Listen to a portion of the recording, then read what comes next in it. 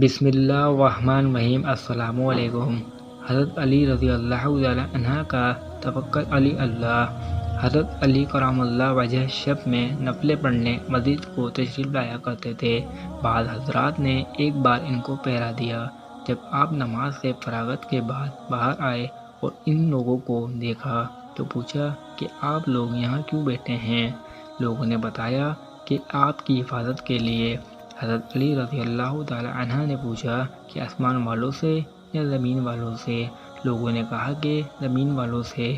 یہ سن کر حضرت علی کرم اللہ وجہ نے فرمایا کہ جب تک کسی بات کا فیصلہ آسمان میں نہیں ہو جاتا اس وقت تک کوئی چیز زمین پر رہنما نہیں ہوتی، اور فرمایا کہ بے شک حقیقت یہ ہے کہ ایمان کی لذت کوئی شخص اس وقت تک نہیں پا سکتا جب تک یہ یقین نہ کر لے کہ جو کوئی اچھا یا برا اسے پہنچا ہے وہ ہٹنے والا نہ تھا، جو اسے نہیں پہنچا وہ اسے پہنچنے والا نہ تھا۔